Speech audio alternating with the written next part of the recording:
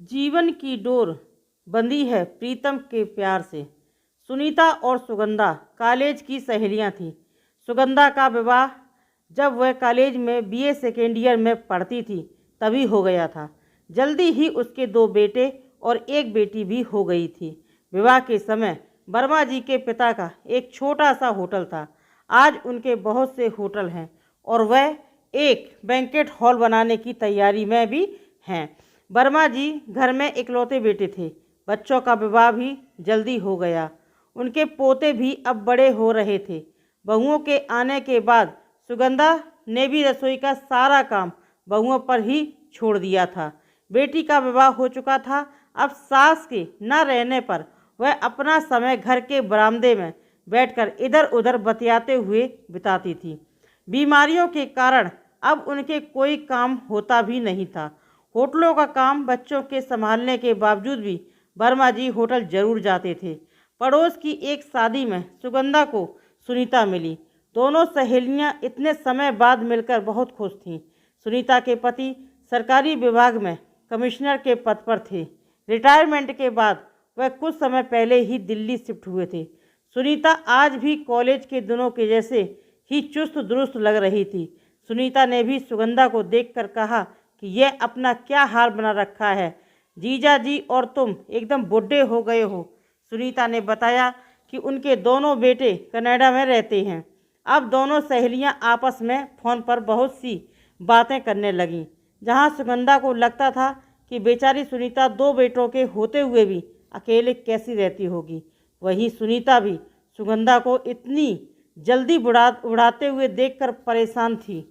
सुनीता ने सुगंधा को बताया, रिटायरमेंट के बाद भी हमने अपना रूटीन नहीं बदला।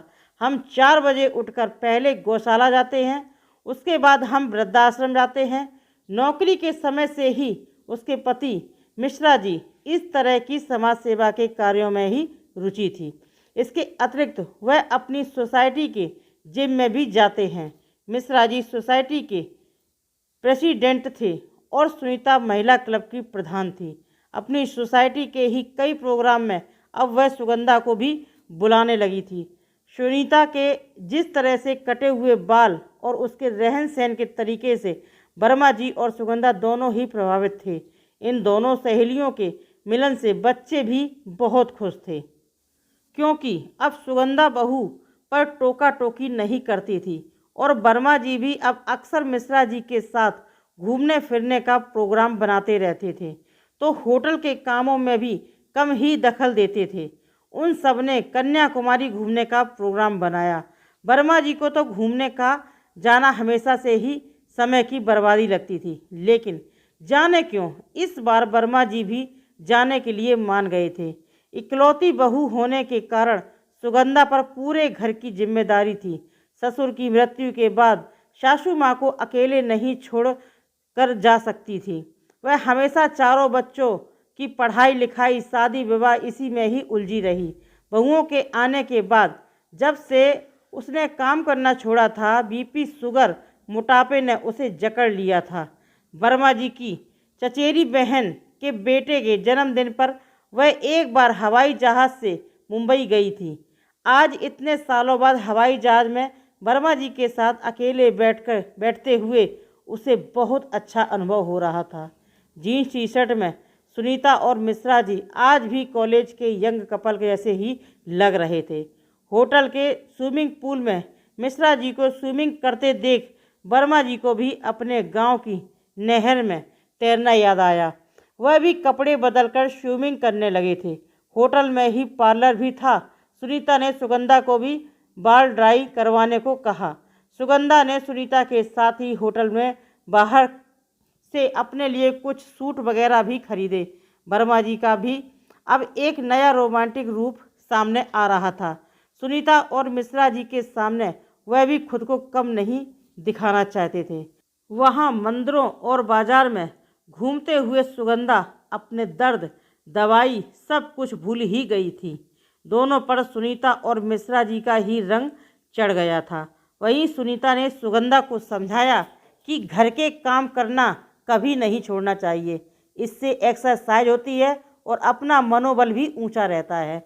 मैं तो कभी भी मिश्रा जी को खाने के लिए बहू पर निर्भर ना होने दूं। उम्र के कारण बच्चों की पसंद अलग होती है और हमारी अलग। सुनीता के साथ रहते हुए उसने ज़िंदगी जीने के कुछ नए ही नियम सीखे। पहले यह कि किसी भी उम्र में जहाँ तक हो सके अपने काम स्वयं करना चाहिए, भले ही कितने भी नौकर चाकर या बेटे बहू हों, लेकिन जहाँ तक हो सके अपने भोजन बनाने के लिए किसी पर निर्भर ना रहें। उसकी बात में दम था। अब सुगंधा ने निश्चय कर लिया था कि अब वह भी एक्सरसाइज वगैरह करके अपने आप को चुस्त दुरुस्त और खुश रखेगी। ऐसा ही शायद कुछ वर्मा जी भी सोच रहे थे। उन्होंने भी मिश्रा जी को कहा कि वह भी स्विमिंग पूल का मेंबर बनना चाहते हैं। दूसरे दिन वापसी की फ्लाइट थी। सुगंधा सब बच्चों के लिए खरीदा हुआ सारा सामान पैकिंग कर रही थी कि तभी वर्मा जी भी शानदार टी शर्ट और जीन्स पहनकर अपने बाल डाई करवा कर कमरे में आए। सुगंधा को हैरान होते हुए देख वह बोले, तुम जवानों के बीच में ही क्यों बुढ़ा रहूं? डाइनिंग हॉल में उन दोनों को देखकर सुनीता बोली, अब लग रहा है कि तुम दोनों वही कॉलेज वाले हो। आपको जानकारी के लिए बता दूं कि आज वह दोनों स्वस्थ भी हैं और कर्मठ भी। वे बहुत सारी समाजसेवी संस्थाओं से जुड़े हुए हैं और अब उनसे बस सब बच्चे भी बहुत खुश हैं। कहानी कैसी लगी कमेंट करके ज़रूर बताइए। वीडियो पसंद आए तो लाइक करें, शेयर करें, चैनल को सब्सक्राइब करें। मैं मिलती हूँ नई कहानी के साथ, तब तक के लिए नमस्कार।